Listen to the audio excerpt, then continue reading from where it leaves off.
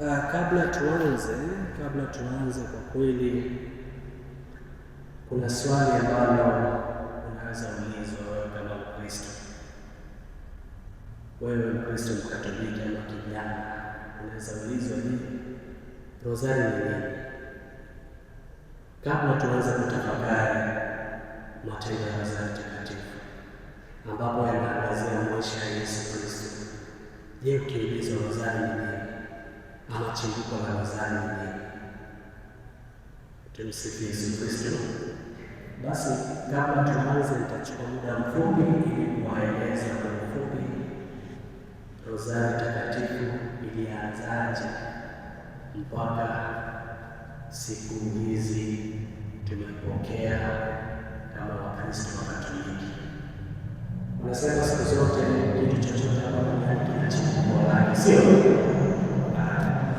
Sasa rozari takatifu, mkiangalia katika historia ya Kanisa Takatifu Katoliki, tupo katika karne ya 20 tupo katika karne ya 20 ngapi? 31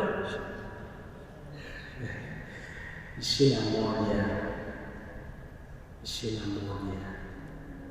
Kwa hivyo inamaanisha kwamba basi tukiangalia maisha ya kanisa pia, wakati ambapo kanisa lilianza, Kanisa Takatifu ilianza wakati wa Pentekoste.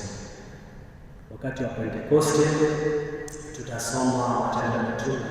Mkisoma mtaona vile mitume walikuwa wamejifungia kwa nguvu ya Wayahudi, na siku ya Pentekoste Roho Mtakatifu aliwashukia, na hiyo siku ndio siku kanisa lilizaliwa. Hilo kanisa lilikuwa kanisa la mitume, sio kanisa Katoliki.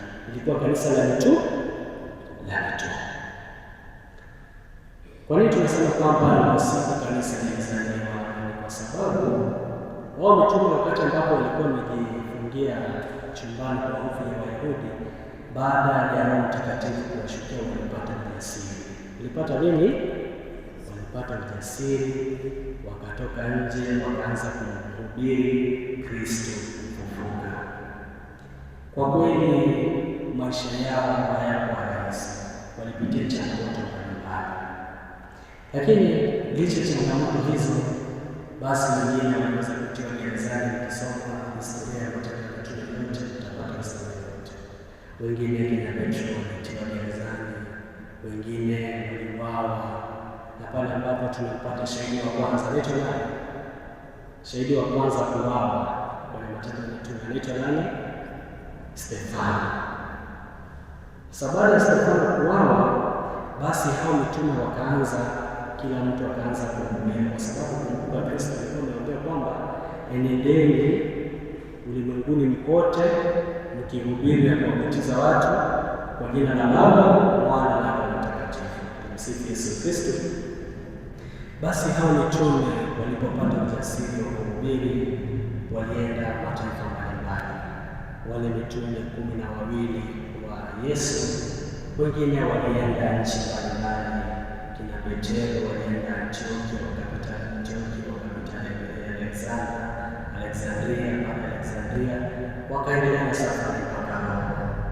Wengine kina Tomaso, wao safari yao ya mwisho alifika kule India kwa kina Paulo. Yeye ndiye mwanafunzi ambaye alienda alipeleka Injili kule India. Kwa hivyo inamaanisha kwamba hawa Wakristo, hawa mitume walipeleka Injili katika mataifa mbalimbali. Tumsifu Yesu Kristo.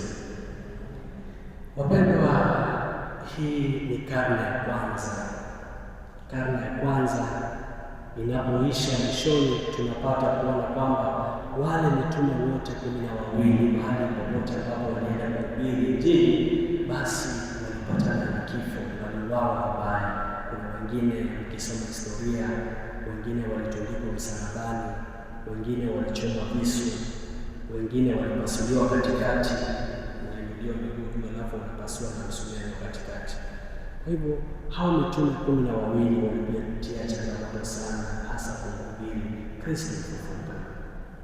Kwa hivyo katika karne ya kwanza inapoisha, karne ya kwanza mwishoni, tunapata kwamba mitume wale wote 12 wameshauawa tayari. Sasa watu ambao wanafuata ni Wakristo wa kwanza. Wakristo wa kwanza, Wakristo wa kwanza walikuwa wanafuata yale waliokuwa wamejifunza kutoka kwa mitume hawa 12. Tumsifu Yesu Kristo. Tukiangalia historia ya Roma, wakati ambapo Petro yeye baada ya kufa kusulubiwa, mnafahamu vile alivyosulubiwa, sio? Tumsifu Yesu Kristo. Mnafahamu vile Petro alisulubiwa, alifanyaje? Kivipi? Aligeuzwa, sio?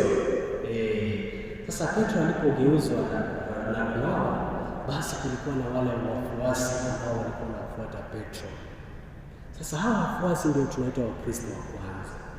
Lakini kwenye sasa hiyo karne ya kwanza imeisha, tunaingia sasa karne ya pili, basi kulikuwa na wafalme wa Roma ambao walikuwa wakatili sana. Mfalme anayejulikana sana kwa ukatili anaitwa Mfalme Nero, King Nero, kama mnafahamu, kama mnasoma kwa historia. Basi huyo alikuwa mkatili sana kwa sababu aliona kwamba hawa Wakristo wanaendelea kumhubiri Kristo kufufuka.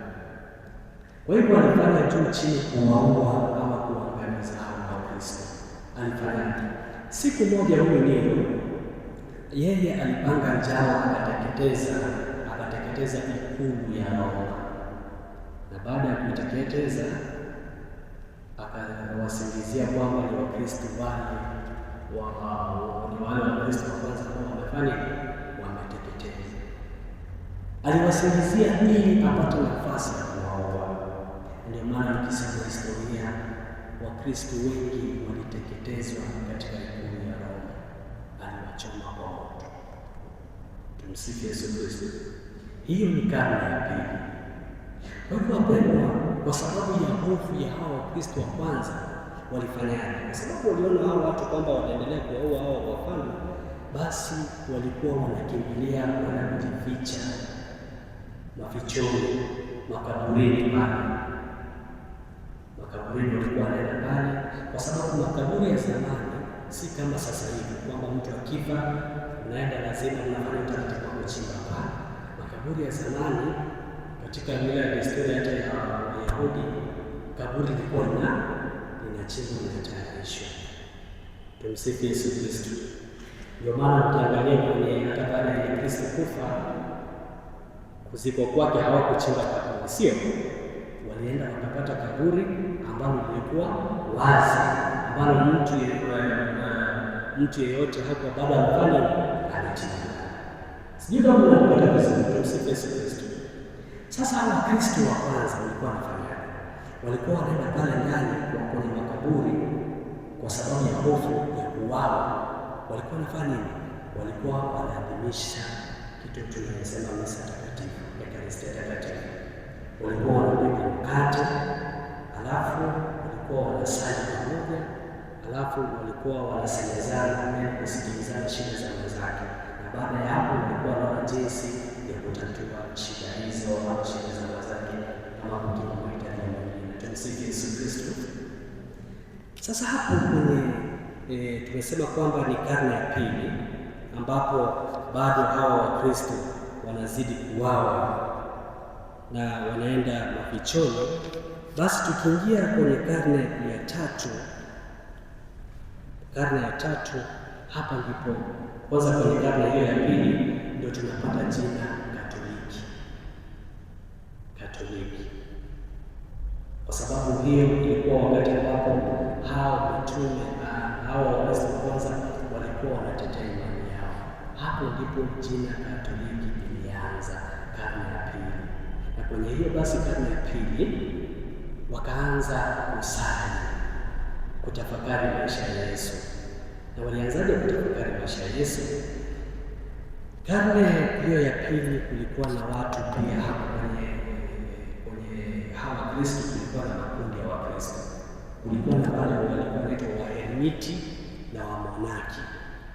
Sasa hawa kazi yao ilikuwa wanafanya, wao walikuwa wanajitenga, wanafunga kama grupu, walikuwa wanasali. Sasa walipokuwa wanasali, kulikuwa na Waheremia